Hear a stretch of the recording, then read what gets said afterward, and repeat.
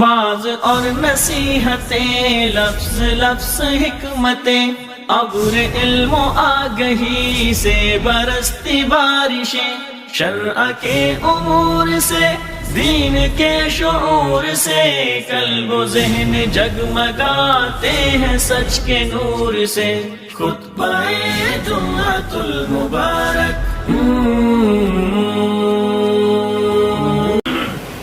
السلام علیکم ورحمۃ اللہ وبرکاتہ۔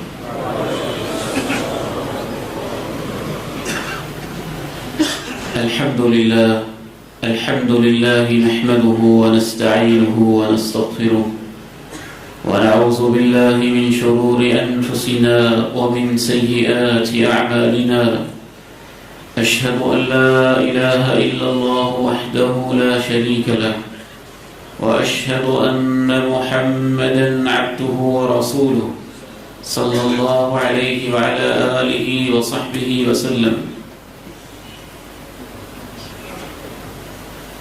أما بعد فإن خير الحديث كتاب الله، وخير الهدي هدي محمد صلى الله عليه وسلم. اللهم صل على محمد وعلى آل محمد كما صليت على إبراهيم وعلى آل إبراهيم إنك حميد مجيد. اللهم بارك على محمد وعلى آل محمد كما باركت على إبراهيم وعلى آل إبراهيم إنك حميد مجيد. رب اشرح لي صدري ويسر لي أمري واحلل عقدة من لساني يفقهوا قولي. اللهم انفعني بما علمتني وعلمني ما ينفعني وزدني علما. اللهم طهر قلبي من النفاق وعملي من الرياء ولساني من الكذب وعيني من الخيانة، فإنك تعلم خائنة الأعين وما تخفي الصدور. سبحانك لا علم لنا إلا ما علمتنا إنك أنت العليم الحكيم. أعوذ بالله السميع العليم من الشيطان الرجيم، من همزه ونفخه ونفثه. يا أيها الذين آمنوا لا تخونوا الله والرسول وتخونوا أماناتكم وأنتم تعلمون. واعلموا أنما أموالكم وأولادكم فتنة وأن الله عنده أجر عظيم. وقال سبحانه وتعالى: والذين هم لأماناتهم وعهدهم راعون والذين هم بشهاداتهم قائمون. وقال سبحانه وتعالى: إنا عرضنا الأمانة على السماوات والأرض والجبال فأبين أن يحملنها وأشفقن منها وحملها الإنسان. انتہائی قابل احترام بھائیوں، بہت ہی عزت کے لائق میرے سفید ریش بزرگوں، قابل شفقت عزیزوں، نوجوانوں اور بیٹوں، حضرت حذیفہ رضی اللہ تعالی عنہ نبی کریم صلی اللہ علیہ وسلم کے ان صحابہ میں سے ہیں جن کے بارے میں صحابہ کرام رضوان اللہ علیہم اجمعین کہا کرتے تھے: صاحب سر رسول اللہ صلی اللہ علیہ وسلم، کہ اللہ کے رسول صلی اللہ علیہ وسلم کے رازدان ساتھی تھے۔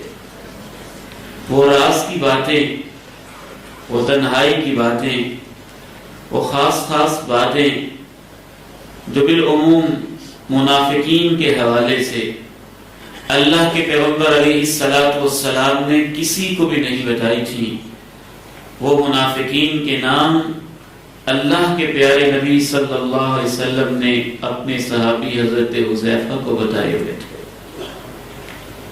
لوگ نبی علیہ السلام کے پیچھے نماز پڑھ رہے ہیں،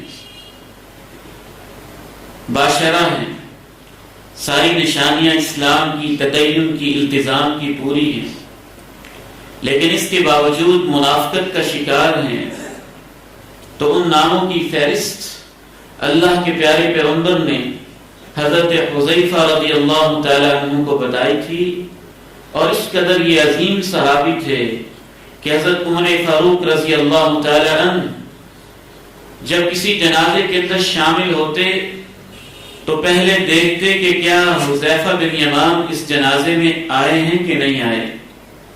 اگر آئے ہوتے تو جنازہ پڑھتے، اگر جناب حذیفہ جنازے کے اندر شامل نہ ہوتے تو حضرت عمر فاروق کہتے کہ منافق آدمی ہے، جنازے میں شامل نہیں ہوتے تھے۔ حضرت حذیفہ بن یمان رضی اللہ تعالی عنہ وارضاہ، کیا صحابہ کے اندر فکر آخرت تھی کہ حضرت عمر فاروق رضی اللہ تعالی ان سے پوچھتے ہیں، اے حذیفہ، آپ کو اللہ کے پیغمبر نے منافقوں کے نام بتا رکھے ہیں، کیا مجھے بھی آپ بتا سکتے ہیں؟ کہا نہیں، یہ اللہ کے پیغمبر کا راز ہے، میں آپ کو نہیں بتا سکتا ہوں۔ پوچھا حذیفہ، اتنا تو بتا دو، کہیں منافقوں کی فہرست میں عمر کا نام تو نہیں ہے؟ اس قدر خوف، خشیت، اللہ رب العزت کا جلال اور روب سینے کے اندر سمایا ہوا ہے کہ عمر جیسا انسان بھی حذیفہ سے اس طرح کے سوال کرتا ہے۔ نہیں، آپ کا نام نہیں۔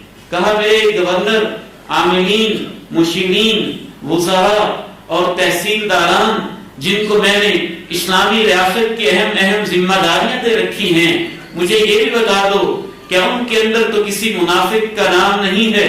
جناب حذیفہ رضی اللہ تعالیٰ عنہ فرماتے ہیں، ان میں سے ایک آدمی ہے جن کا نام منافقین میں آتا ہے۔ کہا اس کا نام بتا سکتے ہو؟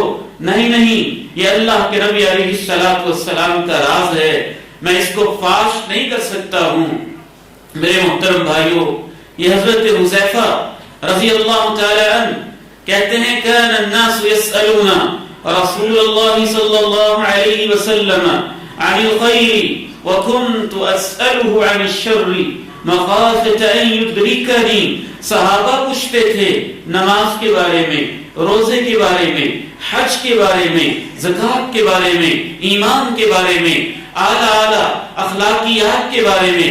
جناب حذیفہ کہتے ہیں میں پوچھا کرتا تھا فتنوں کے بارے میں، آزمائشوں کے بارے میں، لوگوں کے بدلنے کے بارے میں، قیامت کی نشانیوں کے بارے میں، ان چیزوں کے بارے میں، مخافۃ ان یدرکنی، اس بات سے خوف کھاتے ہوئے کہ کہیں میں اس برائی کا جو اللہ کے پیغمبر نے جس کو برائی کہا ہے میں اس کا شکار نہ ہو جاؤں۔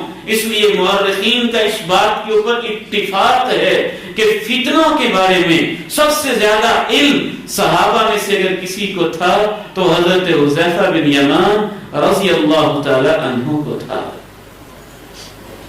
یہی حضرت حذیفہ کہتے ہیں، حدثنی رسول اللہ صلی اللہ علیہ وسلم حدیثین، اللہ کے پیغمبر علیہ الصلوۃ والسلام نے دو باتیں مجھے بتائی تھیں، ایک تو میں نے دیکھ لی ہے، وانتظر الآخر، دوسری بات کا مجھے انتظار ہے۔ آپ نے ارشاد فرمایا تھا، ان الامانہ نزلت فی جذر قلوب الرجال ثم نزل القرآن فعلموا من القرآن وعلموا من السنہ۔ امانت داری، ایمانداری کا احساس، امانت کا خیال رکھنا، یہ انسان کی فطرت میں اللہ نے نازل کیا تھا، دل کی جڑوں کے اندر اترا تھا۔ لوگوں کی فطرت میں ایمانداری پائی جاتی ہوتی ہے، جو سلیم الفطرت لوگ ہوتے ہیں۔ قرآن آیا، ایمان کو جلا ملی، سنت آئی، ایمان کو اور روشنی ملی، نکھار ملا۔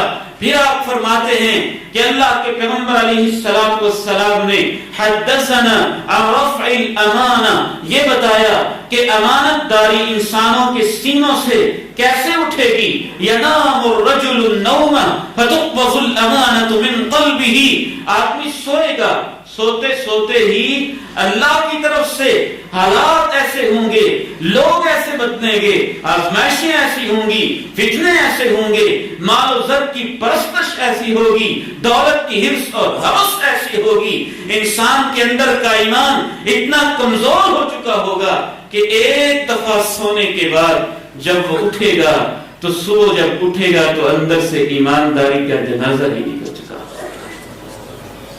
اس کا نشان رہ جائے گا ہلکا سا، مثل الوقتی سیاہ داغ اور دھبے کی طرح، یا ایک معمولی سے کسی داغ کی طرح نشان رہ جائے گا۔ ثم ينام النوم، پھر وہ ایک دفعہ اور سوئے گا، فتقبض الامانة من قلبه، ایمانداری اور سینے سے رخصت ہوگی اور سینے سے چھین لی جائے گی، حتیٰ کہ اس کا نشان رہ جائے گا کمثل المجلی، ایک آبلے کی طرح، جس طرح ایک چھالا ہوتا ہے زخم کے اوپر، پھر اور سوئے گا، اندر سے نشان اور ختم ہو جائے گا، وہ آبلہ بھی ختم ہو کے بالکل ایک بلبلے کی طرح، تراہ منبسطا ولیس فیہ شیء، تم دیکھتے ہو ابرا ابرا نظر آتا ہے لیکن اس کے اندر بالکل کچھ نہیں ہوتا ہے۔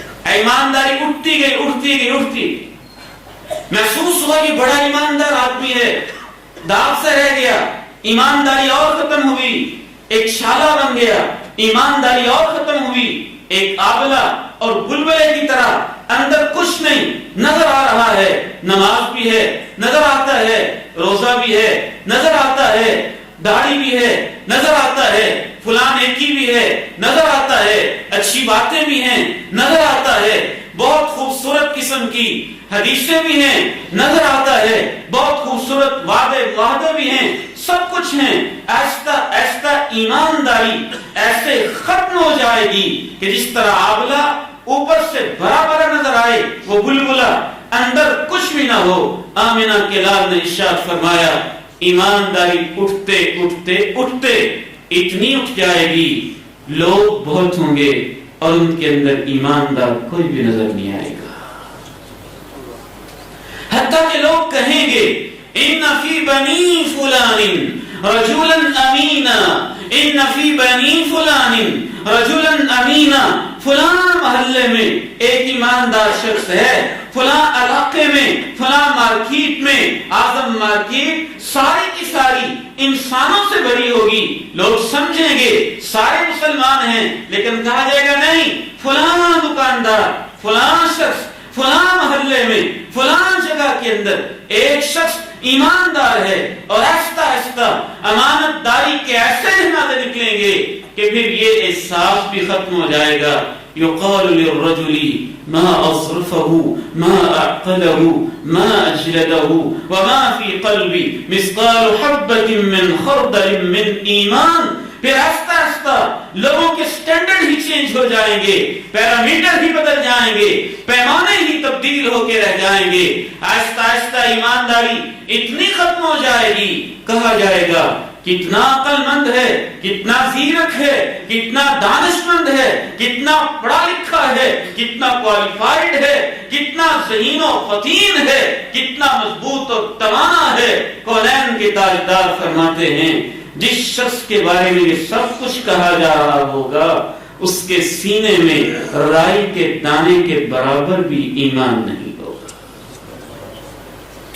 میرے محترم بھائیو اور بزرگوں، امانت داری کا احساس کیا ہوتا ہے، خیانت کس کو کہتے ہیں، اور جب کسی معاشرے کے اندر خیانت کا گناہ آ جائے تو پھر وہ معاشرہ، وہ فرد، وہ سوسائٹی اور وہ پورے کا پورا ماحول کس طرح تباہی کا شکار ہوتا ہے ہلاک کرنے والے گناہوں میں۔ آج ہم نے اس گناہ کو سمجھنا ہے، وہ امانت داری کے برعکس خیانت ہے، جس کو آج کی زبان میں ہم کرپشن کے نام سے یاد کرتے ہیں، شریعت میں جس کو خیانت کے نام سے یاد کیا جاتا ہے۔ یاد رکھیے گا ایمانداری تو انسان کی فطرت میں ہوتی ہے، بعض انسان سلیم الفطرت ہوتے ہیں، مسلمان نہ بھی ہوں تو ایمانداری کا لیول وہ ہوتا ہے۔ قرآن کے تاجدار ارشاد فرماتے ہیں بنی اسرائیل میں دو لوگ تھے، ایک آدمی آیا کہنے لگا مجھے قرض چاہیے، اس نے کہا قرض تو لینے آئے ہو ٹھیک ہے دیتا ہوں، لیکن کوئی گواہ بھی تو لاؤ، کہا کفا باللہ شہیدا، میرے پاس گواہ کوئی نہیں ہے، کیا اللہ سے بڑا کوئی گواہ ہو سکتا ہے؟ اس نے کہا کوئی ضامن تو دے دو، گواہ نہیں ہے ضامن دے دو کوئی، کفا باللہ وکیلا، کہا اللہ سے بڑا ضامن کون ہو سکتا ہے، میرے پاس ضامن بھی کوئی نہیں۔ حالانکہ قاعدہ قانون ضابطہ یہی ہے، گواہ بھی ہوتا ضامن بھی ہوتا، لیکن یہ اس کا ایک خاص ایمان کا لیول تھا۔ قرض دینے والے نے کہا اچھا اگر تیرے اندر اتنی ایمانداری ہے تو میں اللہ کو گواہ بھی مانتا ہوں، اس سے بڑا گواہ کوئی نہیں، میں اس کو ضامن بھی مانتا ہوں، اس سے بڑا ضامن کوئی نہیں، کب واپس کرو گے؟ فلاں تاریخ پہ واپس کروں گا۔ یہ لو 1000 سونے کے سکے، 1000 دینار میری طرف سے قرض رہا، جب وقت آئے گا واپس کر دیجئے گا۔ ایمانداری سے کہتے ہیں جب وقت آتا ہے انتظام کرتا ہے، 1000 سونے کی اشرفیاں سکے جمع کرتا ہے، ساحل سمندر پہ پہنچتا ہے، سمندر پہ پہنچ کے کشتی کی تلاش کرتا ہے، کوئی کشتی نظر نہیں آتی، آسمانوں کی طرف نگاہ بلند کر کے رب تعالیٰ سے ہم کلامیاں کرتا ہے، کہتے ہیں اللہ تیرے نام پہ قرض لیا تھا، اس نے کہا تھا گواہ بتاؤ، میں نے کہا تھا تو گواہ ہے، اور وہ تیرے گواہ بننے پہ راضی ہو گیا تھا۔ اس نے کہا تھا ضامن دو، میں نے کہا تھا اللہ ضامن ہے، اس سے بڑا ضامن کون ہے، تیرے ضامن بننے پہ وہ راضی ہو گیا تھا۔ یا اللہ آج تیرے نام میں لیا ہوا قرض اور مجھے کشتی نہیں مل رہی ہے، ترکیب سوچتی ہے، لکڑی پکڑ لیتا ہے، اندر سے سوراخ کرتا ہے، سوراخ کرنے کے بعد 1000 اشرفیاں اندر رکھ دیتا ہے، اندر تحریر لکھ دیتا ہے، رکا لکھ دیتا ہے، فلاں شخص کی طرف سے جس نے اللہ کو گواہ بنایا، اللہ کو ضامن بنایا تھا، آج وقت تھا واپسی کا لیکن سواری کا کوئی انتظام نہیں ہے، اندر تحریر لکھ کے اشرفیاں رکھ کے اوپر سے لکڑی کو کوئی بھی چیز لگا کے دوبارہ سے بند کر دیتا ہے، اوپر سے لکڑی خشک رہتی ہے، اوپر سے گیلی ہو جاتی ہے، اندر سے ویسے ہی خشک رہتی ہے۔ جس رب کو ضامن بناتا تھا پھر اس رب کی طرف نگاہیں اٹھا کے کہتا ہے اللہ تجھے گواہ بنایا، تجھے ضامن بنایا، اور یہ قرض یا اللہ اب تجھے ہی امین بنا کے تیرے ہی سپرد کر رہا ہوں، اور اس لکڑی کو سمندر کی لہروں کے سپرد کر دیتا ہے۔ ادھر سے وہ شخص جس نے قرض دیا ہے وہ انتظار میں ہے کہ آج اس کا وقت ہے، ابھی آتا ہے سو ابھی آتا ہے، ابھی نہیں تو ابھی آتا ہے، انتظار میں ہیں۔ بات کے پختے تھے، وعدے کے بالکل پکے لوگ تھے، اور دل کے سینے کے صاف اور کھلے لوگ تھے، انتظار کرتے کرتے نہیں آتا، لکڑی دیکھتا ہے، چلے انتظار کیا، دن بھر انتظار کیا، مقروض نہیں آیا، لکڑی آ رہی ہے، گھر میں ایندھن کا انتظام ہو جائے گا، لکڑی کو اٹھاتا ہے، گھر لے جاتا ہے، جب اس کو استعمال کرنے لگتا ہے تو لکڑی کے اندر سے 1000 دینار بھی مل جاتے ہیں اور اس آدمی کا لکھا ہوا رکا بھی مل جاتا ہے، لیکن اس کے اندر امانت داری کا احساس اتنا، دوبارہ انتظام کرتا ہے، دوبارہ انتظام کرنے کے بعد اس کے پاس پہنچتا ہے، یہ لیجئے رہا آپ کا قرض، یہ مجبوری بن گئی جس وجہ سے میں آپ کے پاس پہنچ نہیں سکا تھا، وقت پہ واپس نہیں کر سکا، ظاہر ہے معذرت بھی کی ہوگی، صورتحال بھی بتائی ہوگی، اور وہ پوچھتا ہے اللہ کے بندے کہ آپ نے اس سے پہلے میرا لیا ہوا قرض مجھے واپس نہیں کیا تھا؟ کہتا ہے ہاں بیچا تو تھا، تو کہا جس اللہ کو تو نے ضامن بنایا تھا اس اللہ نے تیرا قرض مجھے پہلے ہی پہنچا دیا تھا۔ کونین کے تاجدار آمنہ کے لال علیہ السلام ایمانت داری اور ایمانداری کو اس قدر اہمیت دیتے، سابقہ دور کی امتوں کے واقعات بیان فرماتے۔ آپ ارشاد فرماتے ہیں ایک آدمی دوسرے سے زمین خریدتا ہے، جب زمین میں ہل چلاتا ہے اور اپنی زراعت شروع کرتا ہے، زمین کے سینے میں ایک مشکیزہ نظر آتا ہے اور اس مشکیزے کے اندر سونا ہی سونا بھرا ہے۔ کونین کے تاجدار آمنہ کے لال ارشاد فرماتے ہیں وہ بیچنے والے بائے کے پاس واپس جاتا ہے، میں نے زمین تو خریدی تھی، اندر کا سونا نہیں خریدا تھا، یہ تمہاری امانت ہے، پتہ نہیں تم نے کب سے سنبھال کے رکھا ہوگا، تمہیں واپس کرنا چاہتا ہوں۔ وہ کہتا ہے نہیں نہیں میں واپس نہیں لے سکتا، میں نے جب زمین بیچی تھی تو ساری بیچی تھی، کسی چیز کو میں نے مستثنا نہیں کیا تھا، یہ تمہارا ہے۔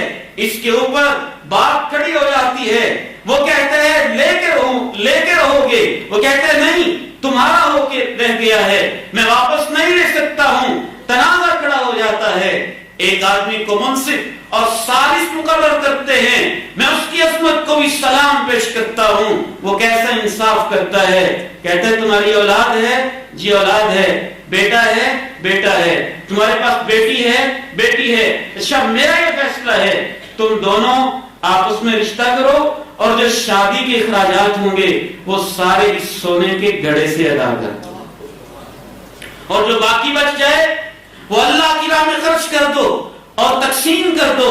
کونین کے تاجدار آمنہ کے لال علیہ السلام نے، میرے محترم بھائیوں، اعظم مارکیٹ کے تاجروں، بڑے بڑے سرمایہ داروں، بزرگوں اور بھائیوں، عزیزوں اور بیٹوں، دائیں بائیں سے آنے والے لوگوں اور صاحبوں، اللہ کے پیغمبر نے تمہارے سامنے یہ واقعات اس لیے بیان کیے تھے، اے میری امت کے لوگوں، یہ سابقہ امتوں کے اندر ایسے ایماندار تھے، میں تمہارا پیغمبر صادق الامین ہوں، تم نے ان سے بڑھ کے ایمانداری کا ثبوت دینا ہے، تم نے ان سے بڑھ کے ایماندار بننا ہے، تم نے ان سے بڑھ کے امانتدار بننا ہے۔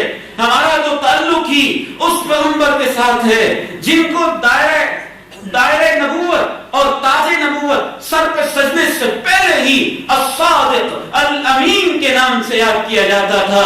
مکہ کے اندر ان کا تعارف یہ تھا، جب لوگ کونین کے تاجدار کو پیغمبر کے طور پہ نہیں جانتے تھے، جب لوگ کونین کے تاجدار کو حسنین کے نانا کے طور پہ نہیں جانتے تھے، جب لوگ کونین کے تاجدار کو مسلمانوں کے نبی کے طور پہ نہیں جانتے تھے، اس وقت بھی لوگ کہتے تھے الصادق الامین۔ گلیوں سے گزرتے تو سب لوگ کہتے وہ سچا اور ایماندار شخص جا رہا ہے، الصادق جا رہا ہے، الامین جا رہا ہے۔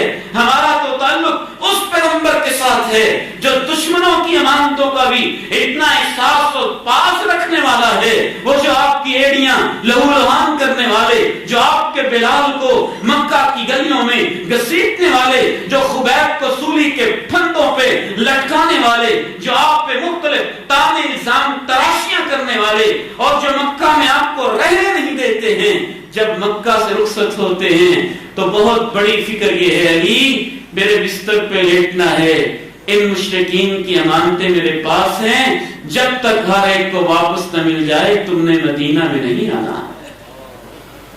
سیرت کے مورخین بیان کرتے ہیں 3 دن 3 راتیں حضرت علی مرتضیٰ مکہ مکرمہ میں رات بستر میں بھی لیٹے، اور اس کے بعد بھی کہتے رہے کسی کی امانت رہ گئی ہو، کسی کی امانت، یہ فلاں امانت، یہ فلاں امانت، یہ فلاں امانت میرے پاس محفوظ ہے۔ کونین کے تاجدار نے ذمہ داری ڈیوٹی لگائی ہے، جب تک ہر شخص کو امانت نہیں ملے گی، جان کے لالے پڑے ہوئے ہیں اور سارے جانی دشمن بھی ہیں، اس کے باوجود امانتوں کی واپسی کا فکر ان کو لاحق ہے۔ میرے محترم بھائیوں اور بزرگوں، ہم اس دور سے گزر رہے ہیں جس میں یہ کہا جاتا ہے فلاں محلے میں ایک ایماندار ہے، فلاں محلے میں ایک ایماندار ہے۔ امانت کا اٹھ جانا قیامت کی ابتدائی نشانیوں میں سے ہے۔ آمنہ کے لال علیہ السلام نے فرمایا خیر القرون قرنی ثم الذین یلونہم ثم الذین یلونہم، سب سے بہترین ایماندار لوگ میرے دور کے لوگ ہیں، پھر اس کے بعد والے دور کے، پھر اس کے بعد والے دور کے، پھر اس کے بعد ایسے لوگ آ جائیں گے یظہر فیہم السمن، جو موٹے تازے کھاتے پیتے، توندے نکلی، گالیں ابری ہوئی، پیٹ ان کے باہر نکلے ہوئے، السمن موٹاپا کا آپ نے الفاظ استعمال کیا، موٹاپا تو ان میں بہت ہوگا، کھاتے پیتے بہت ہوں گے، یشہدون ولا یستشہدون، کوئی ان کو گواہ نہ بھی بنائے، نہ بھی دیکھا ہو تو فری میں چند ٹکوں کی خاطر گواہ بننے کے لیے تیار ہو جائیں گے۔ یکتمنون ویخونون، ان کے پاس ضمانت رکھی جائے گی تو پھر وہ اس کے اندر خیانت کریں گے۔ ایک اور حدیث میں آپ نے ہماری صدی کا مجھے احساس احساس ہوتا ہے جیسے آپ میں نقشہ کھینچا ہو. ایماندار لوگ دنیا سے رخصت ہو جائیں گے جس طرح سے آپ کسی بھی چھلنی کے اندر کسی چیز کو پن لیتے ہیں اور اس کو علیحدہ علیحدہ کر دیتے ہیں. کوئی بھی چیز چھاننا لگا کے آپ نے علیحدہ علیحدہ کر دیا, اوپر جھاڑ جھنکار رہ جاتا ہے, صاف صاف چیز نیچے اتر جاتی ہے. فرمایا یغربل الناس غربلتن, اے میرے صحابہ کیا تمہارا خیال ہے وہ دور کیسا ہوگا جب ایک چھاننا لگا کے لوگوں کو صاف صاف لوگوں کو اٹھا لیا جائے گا.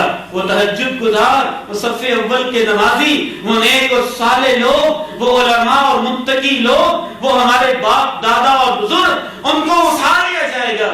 فرمایا اس کے بعد تب کا حصالۃ من الناس, لوگ رہ جائیں گے, لوگ نہیں ہوں گے, کوڑا کرکٹ ہوں گے. کوڑا کرکٹ کس کی ڈھیری لگی ہوئی کوڑے کرکٹ کی, جو ویسٹ بن اور ڈسٹ بن میں پھینکے جانے کے لائق ہیں. حصالۃ من الناس, کوڑا کرکٹ لوگ رہ جائیں گے. نشانی کیا ہوگی؟ قد مرجت اماناتهم وعهودهم واختلفوا, تین ان کی نشانیاں ہوں گی. نہ ان میں ایمانداری ہوگی, نہ ان میں وعدے کی پاسداری ہوگی, نہ ان کے اندر آپس میں محبت ہوگی, ہر وقت لڑتے ہی رہے گے. شبت بین اصابع, یوں انگلیوں میں انگلیاں ڈال کے کہا, گتھن گتھا ہر وقت آپس کے اختلافات. گویا اس میں نتیجہ بھی ہے اور وجہ بھی ہے. نتیجہ اختلاف ہے اور وجہ نہ ایمانداری اور نہ وعدے کی پاسداری. جب ایمانداری نہیں ہوگی, وعدے کی پاسداری نہیں ہوگی, پھر آپس کے اختلافات اور اس طرح کے مسائل شروع ہو جائیں گے. تو سنیے میرے بھائیوں, خیانت کے حوالے سے کتنا عظیم اور کتنا بڑا جرم ہے. سب سے پہلے اس کی سزا یہ ملتی ہے جس شخص کے اندر ایمانداری نہیں ہوتی ہے, جو خائن ہو جاتا ہے, جو کرپٹ ہو جاتا ہے. آمنہ کے لال کا فیصلہ ہے کہ اس کے اندر ایمان باقی نہیں رہتا ہے. ہم نے اپنے پیمانے بنائے ہیں نا ایمانداری کے, اور بڑی معذرت کے ساتھ شاید کچھ بھائی ناراض نہ ہو جائیں, لیکن میرا احساس یہ کہتا ہے مسلک کے پیمانوں پر بھی ایمانداری کو نہیں پرکھا جاتا ہے. شاید بعض دفعہ مذہب کے پیمانوں پر بھی ایمانداری کو نہیں پرکھا جاتا ہے. آپ کہتے ہیں فلاں مسلک کا ہے, وہ فلاں مسلک کا ہے, وہ فلاں مسلک کا ہے, وہ فلاں مذہب کا ہے. آمنہ کے لال کونین کے تاجدار کہتے ہیں جس کے اندر ایمانداری نہیں, لا ایمان لہو, اس کا تو ایمان ہی سرے سے نہیں ہوتا اور تم مسلک گن رہے ہو. اس کا کوئی ایمان نہیں ہے, اس کا ایمان خیانت ہی ہوتا ہے.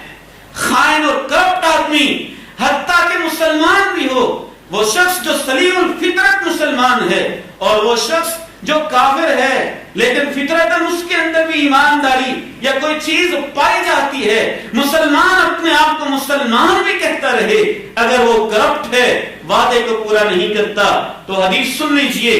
حضرت انس رضی اللہ تعالی عنہ بیان فرماتے ہیں, قلما خطبنا رسول اللہ صلی اللہ علیہ وسلم الا وقال لا ایمان لمن لا امانت له ولا دین لمن لا عہد له. کونین کے تاجدار جب بھی خطبہ دیتے, تقریر فرماتے, درس ارشاد فرماتے, جمعے کے لیے کھڑے ہوتے, میں نے 10 سال تک خدمت کی ہے, کوئی ایسا خطبہ جمعہ اور درس نہیں تھا جس کے اندر آپ یہ الفاظ نہ کہتے ہوں. وہ کم ہی ایسے خطبے ہوں گے, وگرنہ آپ کہتے لا ایمان لمن لا امانت له, جس کے اندر امانت داری نہیں اس کا کوئی ایمان نہیں, اور جس کے اندر وعدے کی پاسداری نہیں اس کا کوئی دین ہی نہیں ہے.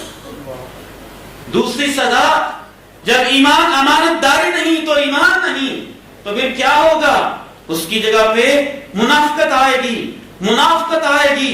کونین کے تاجدار فرماتے ہیں, اربع من کن فیہ کان منافقا خالصا ومن كانت فيه خصلة منهن كانت فيه خصلة من النفاق. 4 عادتیں جس شخص کے اندر بھی آ جائیں گی وہ پکا منافق ہوگا, اور جس کے اندر ان میں سے ایک عادت ہوگی وہ اتنا منافق ہوگا. 4 والا پکا منافق ہے, تو اس کا مطلب مطلب یہ ہوا کہ وہ 100% منافق ہوگا. اگر 4 میں سے 1 پائی جاتی ہے تو 25%، 25% منافق ہوگا. جیسے جیسے یہ عادتیں بڑھتی جائیں گی منافقت بڑھتی جائے گی. وہ 4 عادتیں کیا ہیں؟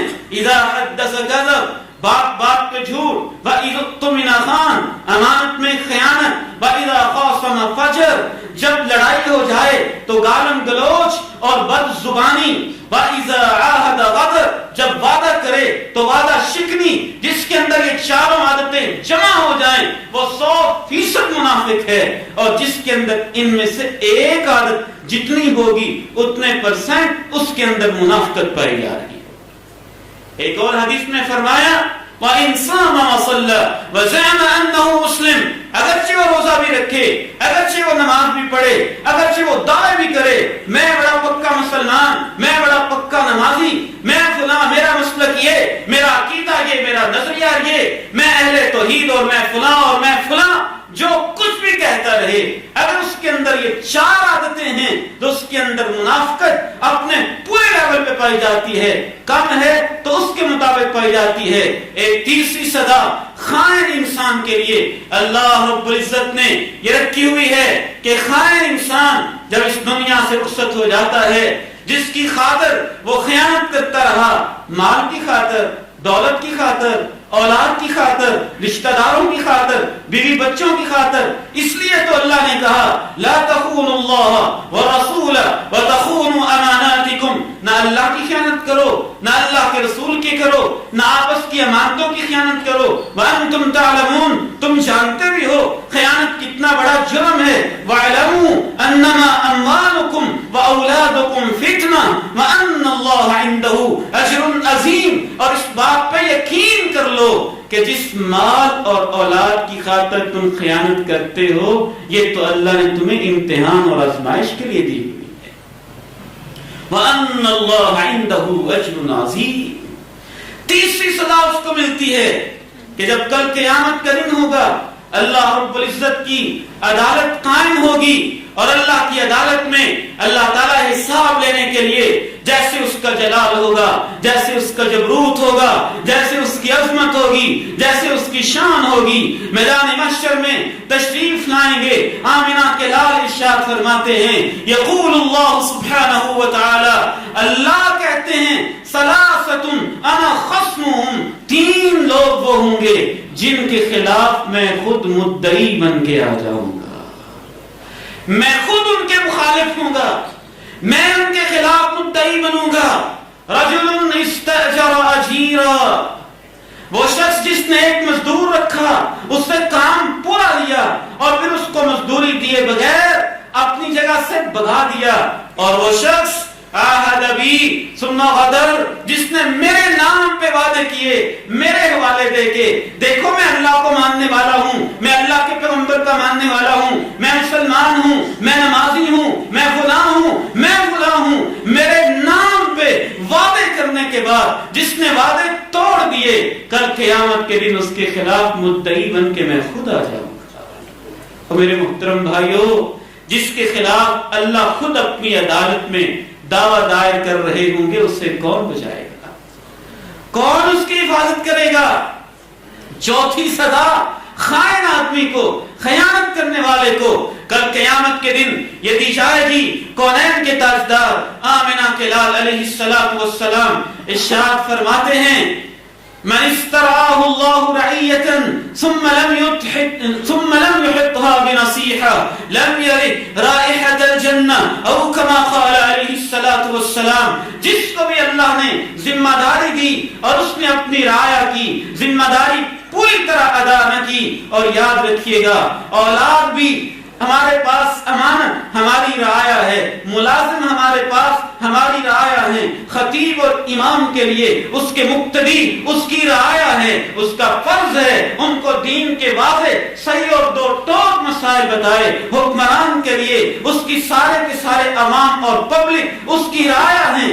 آمنہ کے لال ارشاد فرماتے ہیں جس کو اللہ نے نگران بنایا اور اس نے اپنی رعایا کی خیر خواہی نہ کی، کل قیامت کے دن اللہ اس کے اوپر جنت کی خوشبو بھی حرام فرما دے گے.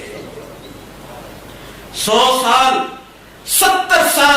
امکان دور ہوگا کہ جنت کی خوشبو آ رہی ہوگی، لیکن خائن اور کرپٹ انسان، اس کے اوپر اللہ نے جنت کی خوشبو کو بھی حرام کر دیا۔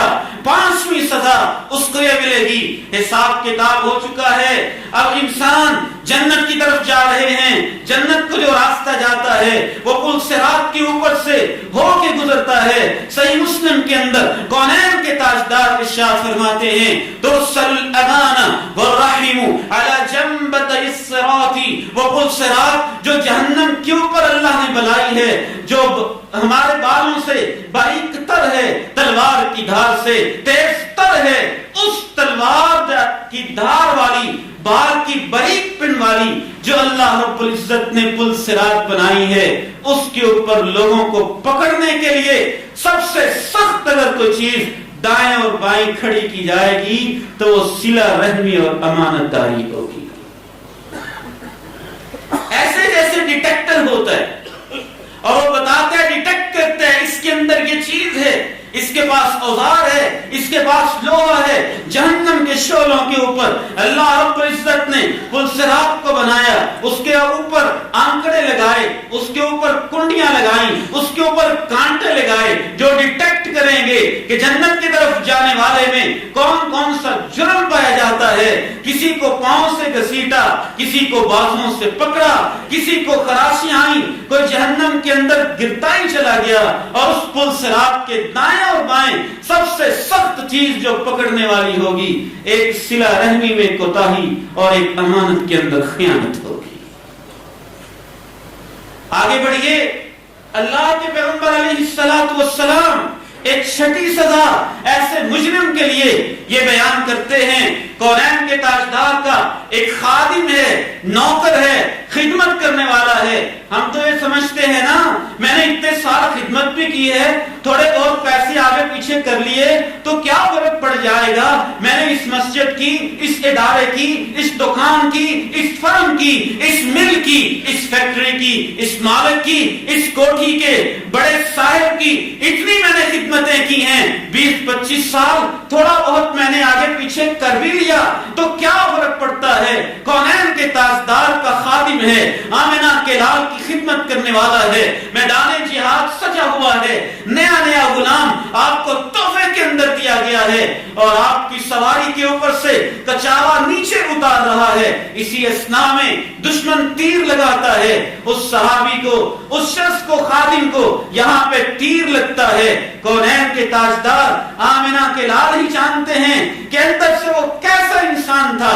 صحابہ دوڑے دوڑے آتے ہیں، ہنی اللہ الجنہ، اے اللہ کے پیغمبر مبارک ہو، تعزیت کر رہے ہوں گے نا کہ آپ کا خادم شہید ہو گیا ہے، تعزیت کے ساتھ ساتھ مبارک بھی دیتے ہیں، اے اللہ کے پیغمبر مبارک ہو، اللہ نے اس کو جنت دے دی ہے۔ آپ کہتے ہیں جنت، اس کو جنت دے دی ہے، تم کیا کہہ رہے ہو؟ ہنی اللہ الجنہ، ہنی اللہ الجنہ، جنت دے دی ہے، تم مجھے جنت کی مبارکباد دے رہے ہو، اور میں اپنی نبوت کی آنکھوں سے دیکھ رہا ہوں، ان الشمل التي اخذها من المغانم قبل ان تصيبها المقاسم، مال غنیمت جو جمع ہوا تھا غزوہ خیبر کی واقعہ ہے، صحابہ کے سامنے پورا منظر ہے، کہتے ہیں غزوہ خیبر میں ہمیں مال غنیمت کے اندر ملا بھی کیا تھا، انما غنمنا المتاع، نہ سونا نہ چاندی، ساز و سامان تھا، کپڑے تھے، اس طرح کی چیزیں تھیں جو ہمیں مال غنیمت میں ملی تھیں، یہ جنت کی مبارکباد دے رہے ہیں۔ کونین کے تاجدار کہتے ہیں ایک چادر تھی، مال غنیمت جمع ہوتا تھا امیر کے پاس، پھر وہ تقسیم ہوتا تھا مجاہدین کے اندر جیسے اللہ کے پیغمبر چاہتے تھے۔ آپ فرماتے ہیں مال غنیمت میرے پاس پہنچنے سے پہلے ہی اس نے ایک چادر چرا لی تھی، میں اپنی آنکھوں سے دیکھ رہا ہوں کہ وہ چادر جہنم کا ایندھن بن چکی ہے اور یہ اس کے اندر جل رہا ہے اور سزا بھگت رہا ہے۔ میرے محترم بھائیوں اور بزرگوں، خیانت، کرپشن اور اجتماعی اموال کے اندر مسلمانوں کے، کسی شخص کے، کسی ادارے کے، کسی فیکٹری کے، کسی تنظیم کے، کسی جماعت کے، چاہے وہ اسلامی ہو یا غیر اسلامی ہو، کسی ریاست کے خزانے چاہے وہ اسلامی ہو یا غیر اسلامی ہو، اس کے اندر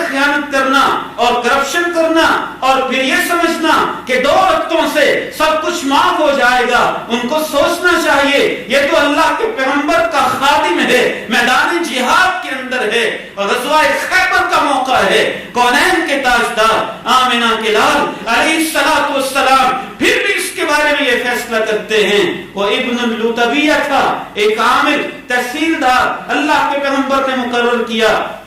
واپس آیا اور واپس آ کے کہنے لگا کہ یہ تو بیت المال کے لیے ہے اور یہ مجھے تحفہ ملا ہے, یہ بیت المال کے لیے ہے اور یہ مجھے تحفہ ملا ہے. آمنہ کے لال نے ارشاد فرمایا ہلا جلست فی بیت امی, تو اپنی ماں کے گھر میں بیٹھا رہتا, پھر میں دیکھتا تجھے کتنے تحفے ملتے ہیں. اسلامی ریاست کی تجھے ذمہ داری دی گئی اور اس عہدے پر پہنچنے کی وجہ سے لوگوں نے تجھے تحفے دیے, یہ بھی بیت المال کے اندر جمع کیے جائیں گے. غزوہ خیبر کے موقع پر بھی صحابی کہتے ہیں جب ہم نے یہ حدیث سنی پھر ہر شخص ایک ایک چیز لا کے جمع کروانے لگا, حتیٰ کہ جوتے کا تسمہ بھی اگر کسی کے ہاتھ میں تھا تو اس نے بھی کہا اللہ کے پیغمبر یہ جوتے کا تسمہ بھی جمع کر لے. اور آپ جب وہ پکڑ رہے تھے تو کہہ رہے شراکم من نار او شراکانی, اگر تم یہ جمع نہ کرواتے تو یہ جوتے کا تسمہ بھی جہنم کی آگ کا تسمہ ہی بننا تھا. اگر تم یہ جمع نہ کرواتے تو یہ جوتے کا تسمہ بھی جہنم کی آگ کا تسمہ ہی بن جانا تھا. ایک اور حدیث سن لیجئے, جہنم کے اندر انسان جا چکے ہیں, خائن بھی جا چکا ہے, کرپٹ بھی جا چکا ہے, درخواستیں کر رہا ہے مجھے باہر نکالا جائے. اللہ کی عدالت ہے اور اس سے کہا جا رہا ہے, جناب عبداللہ ابن مسعود رضی اللہ تعالی عنہ اس حدیث کو بیان کرنے والے ہیں, اور آخرت کے معاملے میں موقوف حدیث بھی مرفوع کے درجہ میں ہوتی ہے. اسے کہا جاتا ہے ادی امانتک, جو امانتوں میں خیانت کی تھی واپس کرو, جو بہنوں کے حق کھائے تھے واپس کرو, جو جائیداد پہ قبضے کیے تھے واپس کرو, جو یتیموں کے حق تم نے کھائے تھے واپس کرو, جو مظلوموں کے مال ہڑپ کیے تھے واپس کرو, جو بیت المال میں خیانت کی تھی واپس کرو, جو چیزیں چرائی تھی واپس کرو, جو محکمے کی چیزیں گھر میں لے کے گئے تھے واپس کرو, جو ڈپارٹمنٹ کی امانتیں ذاتی استعمال میں لائے تھے واپس کرو, جو ریاست کی چیزیں تم نے کرپشن کرتے ہوئے 2 رتوں سے معاف ہو جائیں گی, گھر کے اندر خزانے جمع کیے تھے واپس کرو, جو اپنی یتیم بہنوں کی وراثت کے اوپر قبضے کر کر کے تم نے گھر سے دھکے دے کے ان کو نکالا تھا واپس کرو, جو اپنے چھوٹے بھائیوں پہ ظلم و ستم کر کے وراثت پہ نجائز ہتھیائی تھی تم نے واپس کرو. انا وقد ذهبت الدنيا, اے اللہ میں کہاں سے واپس کروں, دنیا ختم ہو چکی, جو کچھ تھا وہ دنیا میں رہ گیا ہے, میں کہاں سے واپس کروں. جناب عبداللہ ابن مسعود رضی اللہ عنہما ارشاد فرماتے ہیں اس سے کہا جائے گا ذرا غور سے دیکھو, وہ جہنم کا ایک گڑھا ہے, اس کے اندر وہ چیزیں نظر آ رہی ہیں. جب وہ دیکھے گا اس کو وہ چیزیں نظر آئیں گی, وہی پراپرٹی, وہی جائیداد, وہی بیلنس, وہی روپے, وہی پیسے, وہی چیزیں, وہی کرپشن کی ساری اشیاء دکھائی دے گی.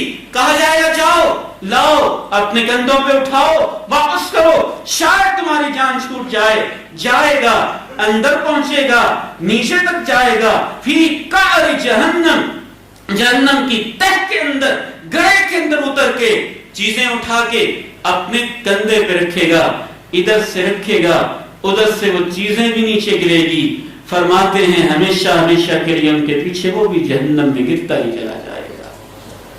میرے محترم بھائی اور بزرگوں, کتنے افسوس کی بات ہے, ہم صادق الامین کے امتی ہیں اور دنیا میں کرپٹ ممالک کے اندر ہمارا نام آتا ہے. صادق الامین کے کلمہ پڑھنے والے جو مشرکوں کی امانتوں کا بھی احساس اور پاس کرتے ہوئے ان کو واپس کر دیتے ہیں, کرپشن کے اندر ٹاپ کرنے والے ہمارے ممالک بن جاتے ہیں. کونین کے تاجدار جو یہاں تک کہتے ہیں من قدم عنا مخیتا فما فوقہ, جو ایک سوئی بھی بیت المال میں سے نجائز لے لے گا, میں تمہارا پیغمبر کہتا ہوں کل قیامت کے دنوں سے اس کا بھی حساب دینا پڑے گا. جو پیغمبر یہاں تک ہمیں تاکید کر کے گیا, ہم نے ان کو بھی بدنام کیا, ان کے دین کو بدنام کیا, پورے ہمارے اسلام کو, مذہب کو بدنام کر کے رکھ دیا. خیانت کی شکلیں آخری 3-4 منٹ کے اندر سنتے چلے جائیے. سب سے بڑی خیانت اللہ کی خیانت ہوتی ہے.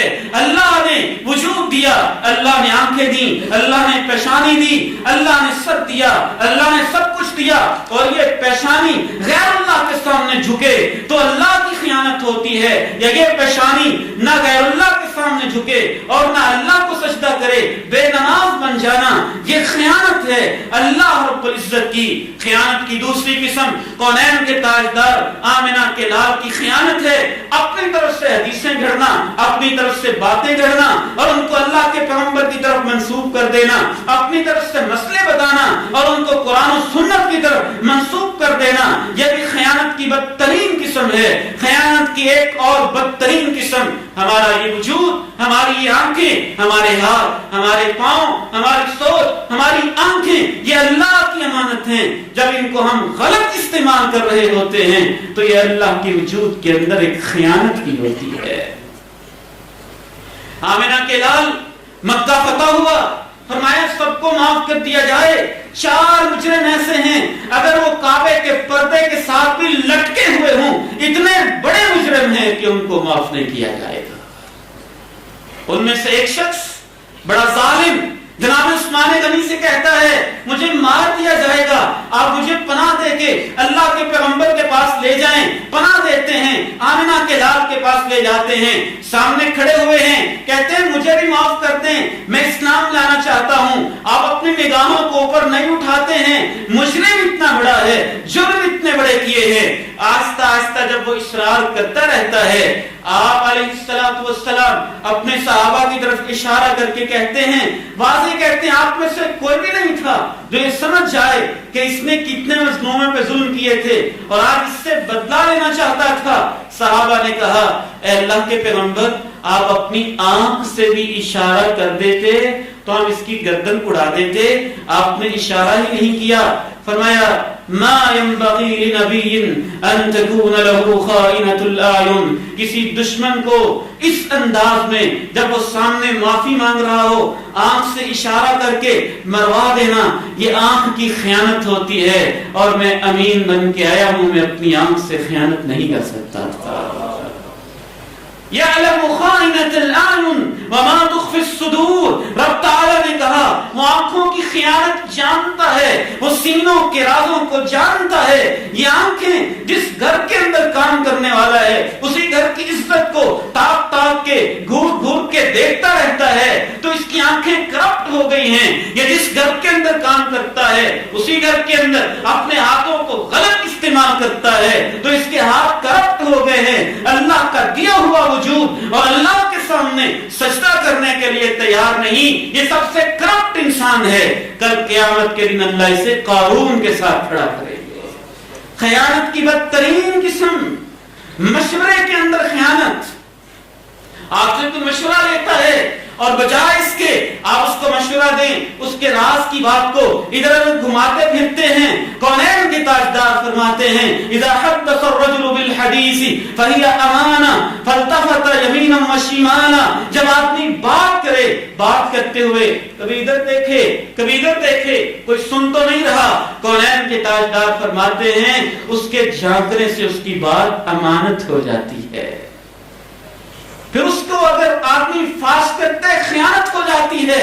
المجالس بالامانہ, مجلس اور میٹنگ آپس کی بات کسی نے آپ سے شیئر کی اور آپ نے آگے اس کو پھیلا دیا, یہ امانت کے اندر خیانت ہوتی ہے. کونین کے تاجدار فرماتے ہیں ان من اعظم الامانہ, عظیم ترین امانت ہوتی ہے میاں بیوی کے آپس کے تعلقات, ان کے خاص راز کے معاملات. جب بیوی اپنی سہیلیوں سے شیئر کرتی ہے یا خاوند اپنے دوستوں کے ساتھ راز کی باتیں جو میاں بیوی کے درمیان ہوتی ہیں شیئر کرتے ہیں تو بدترین قسم کی خیانت اور کرپشن ہوتی ہے. اور مالی خیانت یہ تو ہم سمجھتے ہی ہیں, عہدے کے اندر خیانت, جو عہدہ ہے، جاب ہے، سٹیٹس ہے، جو بھی اللہ نے کسی کو عہدہ دیا ہے، منصب دیا ہے، وہ ذمہ داری اس کے پاس امانت ہے. جناب ابو ذر آئے، کہا مجھے یہ عہدہ دے دیجئے، کہا انہا امانہ، ابو ذر تم ضعیف ہو، یہ عہدہ امانت ہوتا ہے. وَإِنَّهَا يَوْمَ الْقِيَامَةِ خِزْيٌ وَنَدَامَةٌ، اگر تم نے اس کا حق ادا نہ کیا تو یہ قیامت کے دن عہدہ تمہارے لیے رسوائی اور پشیمانی کا باعث بن جائے گا. عہدوں کے پیچھے لڑائیاں کرنے والے اور اس کے اندر سے اپنے مفادات کی ضرب اور جمع تقسیم کرنے والے اس بات کو یاد رکھیں کہ عہدہ ایک امانت ہوتا ہے اور اس اتھارٹی کا غلط استعمال ایک چھوٹے لیول کے انسان سے لے کے وزیر اعلیٰ، وزیر اعظم، صدر مملکت تک ایک عہدہ ہر شخص کے پاس امانت ہے اور اس کے اندر ناجائز کوئی بھی کام کرنا خیانت شمار ہوتا ہے. ایک بات شیئر کر کے اجازت چاہوں گا، اللہ جزائے خیر دے.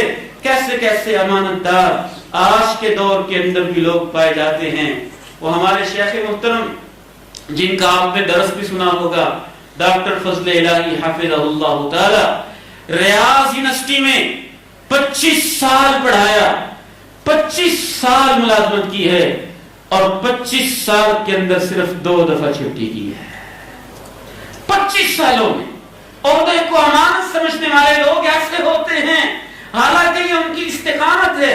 جتنی کانٹریکٹ کے اندر چھٹیاں ہیں اتنی تو ہم کر ہی سکتے ہیں، لیکن کچھ ایسے ایماندار لوگ ہوتے ہیں 25 سال میں 2 دفعہ چھٹی، 1 دفعہ تب چھٹی کی جب ان کی والدہ فوت ہوئی، چھٹی لے کے آئے، جنازہ پڑھا اور اگلے دن واپس ڈیوٹی پہ پہنچ گئے تھے.